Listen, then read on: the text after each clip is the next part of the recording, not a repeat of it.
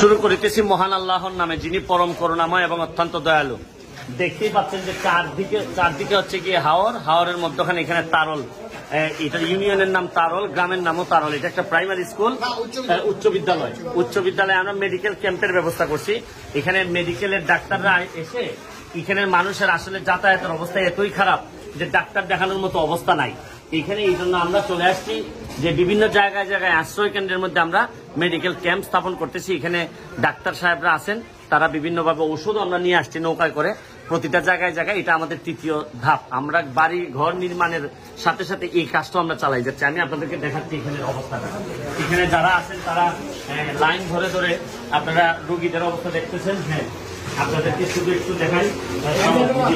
হ্যাঁ, আপনাদেরকে দেখাই যে আমি আপনি কিতা দেখাইতে, মানে ডাক্তার দেখাইতে আইছেন নিকো আপনি, তো আপনি কিতা দেখাইতে খিতেছে আপনি?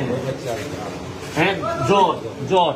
এখনের সময়টা তো গরম এত বেশি যে জ্বর, পাতলা পায়খানা, এরকম কিছু ভাইরাস জনীয় রোগ সবচেয়ে বেশি। আমি ডাক্তার সাহেব একটু জিজ্ঞেস করতে, আপনারা এই পর্যন্ত কয়জন দেখছেন? আপনারা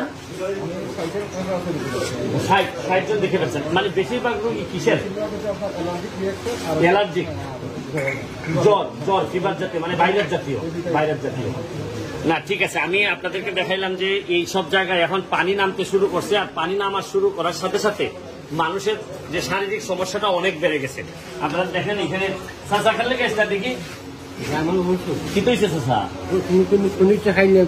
অজমায় না ঘুম নাই, পেট বেদনা থাকে।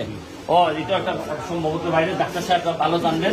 আপনার কিতা, তোমার কিতা বা জ্বর, আপনার পাওয়ার বেদনা, আপনার এখান থেকে আপনি নর্মালি হাসপাতাল কোনানো যায়,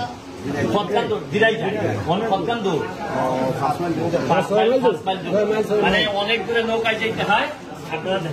আপনি কি সমস্যা এখানে আছে? হ্যাঁ, জ্বর আছে এখনো আপনার জ্বর আছে, আর এই ডাক্তার দেখাইতে আসছে।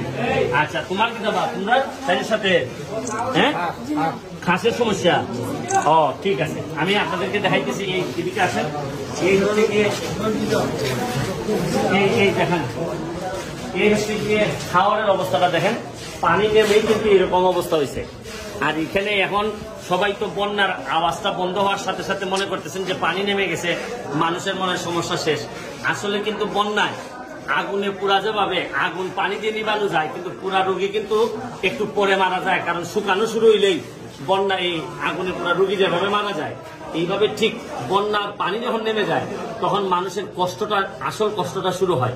এবং এই কষ্টতেই আমরা আপনাদের টাকা নিয়ে পাশে দাঁড়াইছি, আপনাদের পয়সাগুলো খরচ করতেছি এইসব মানুষের কাজে। আশা করি আপনারা মানে কি হবেন না, আপনারা হতাশ হবেন না, কারণ আমি আপনাদের প্রতিটা টাকাই জায়গা মতো লাগানোর চেষ্টা করতেছি। ভালো থাকুন, সুস্থ থাকুন।